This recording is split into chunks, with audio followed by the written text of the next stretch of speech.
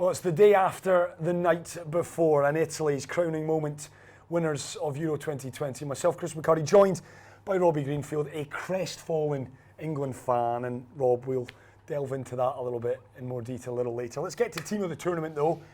I think we're both in agreement when it comes to goalkeeper, there's only one man for the job. Yeah, look, I mean, the hero of the shootout, Gianluigi Donnarumma, not only is he the hero of last night's shootout, 2 saves from Sancho and Saka that took in Italy over the line. You also have to go back to the shootout against Spain in the semi-final as well. I think, Chris, that was the first time any team has ever won 2 penalty shootouts in the European Championships, and he was pretty rock solid throughout, wasn't he? He was, yes. He played more minutes than anyone else in the tournament. I think 719, 3 clean sheets as well. Easy. Right, easy goalkeeper choice. Locked in. Let's go left back. Luke Shaw, Yeah. I think a man who you know well, a Manchester United man who's really come of age, I think it's fair to say, a player that might not have made it had the Euros been held in 2020 when they were supposed to be held, and yet here he is 2 minutes less than into the final with a remarkable left-footed finish. He got better as the tournament progressed, did Luke Shaw. It was a wonderful finish. It silenced some of his naysayers, Jose Mourinho being one of those as well. Yes, Luke Shaw, for me, definitely. Right back? Right back, I mean, I think you could easily construct a whole back four of just Italy and England players, legitimately. I've thought about it. I've tried to be a bit more balanced, get a few more nationalities in there. Denzel Dumfries, I know it's a long time. It feels like a long time ago since we were watching last 16 games. The Netherlands were disappointing ultimately in the end after the promise that they'd shown in the group stages, but he did score 2 goals. He did have a lot of attacking qualities going forward.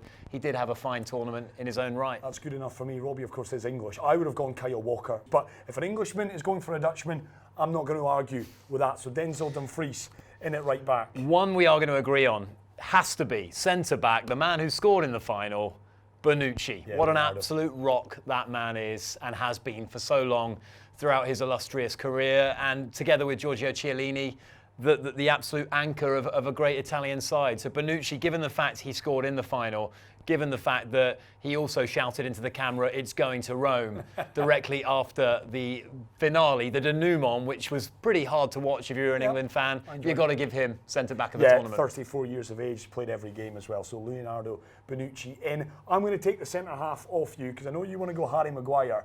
I'm going to throw this one out for you. Aymeric Laporte didn't have a great season at Manchester City, struggled for game time, was due to play for France.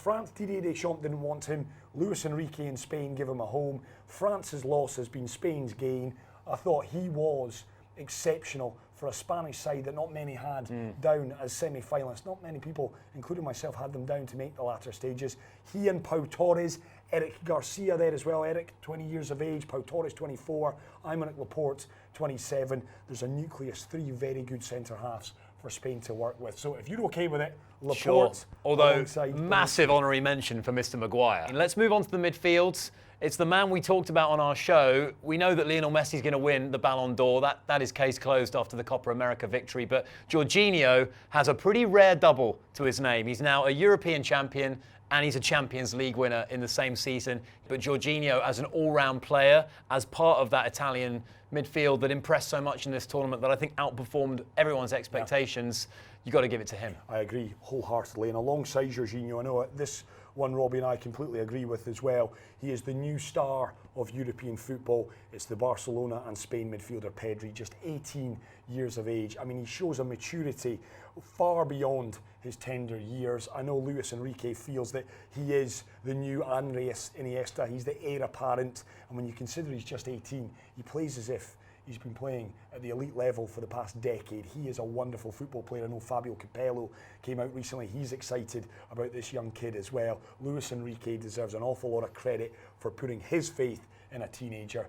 It won't be the last you'll hear of Pedri. And the third one... To complete that 3-man midfield, I mean, you could toss a coin on this one. You've got 2 excellent Danish midfielders, Højbjerg or Delaney. I mean, take your pick as to which one. I know you were very impressed with their performance in the semi-final against England. They were everywhere in the pitch. They were out-muscling the likes of, the Yorkshire Pirlo, Mr. Calvin Phillips in midfield. And I think for me, I would shade it for Højbjerg. I just think as a consistent presence in that Danish midfield throughout the tournament, he was just a little bit more more sort of together and a little bit more out there than Delaney. And this is where we do disagree. Thomas Delaney, I thought the game turned, in actual fact, in that semi-final when Delaney came off, 87th minute mark. They replaced him with Jensen, the young Brentford midfielder, just not a like for like. And Thomas Delaney brings an awful lot with the ball, yes, more out of possession. Højbjerg, Delaney, we're splitting hairs. Either one would deserve a place. Yeah. Now this is probably the most controversial pick coming up, because I know you're going to go a certain way, a certain Englishman. And listen, he had a fine tournament. Raheem Sterling had a fine tournament.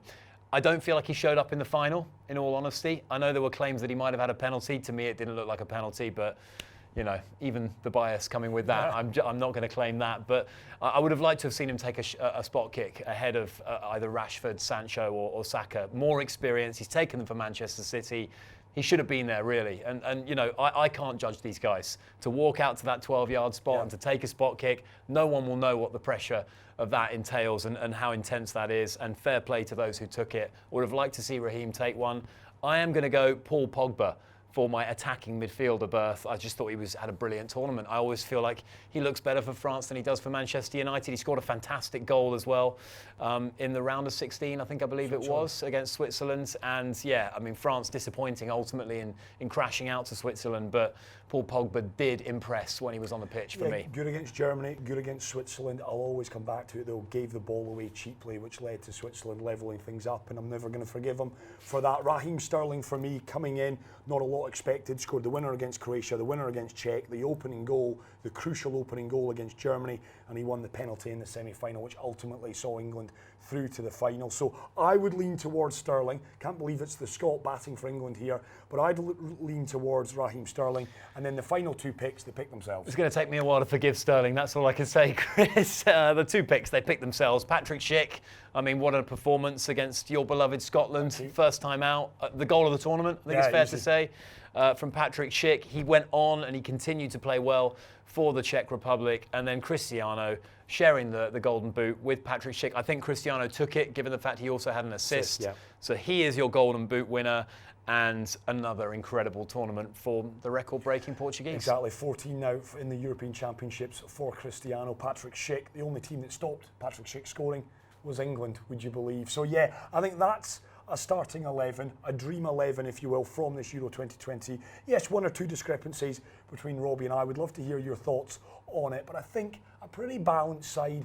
Is that side good enough to beat Italy? That's the question, Rob. I'm not sure any side is good enough to beat Italy under Roberto Mancini. They just find a way to get it done, don't they?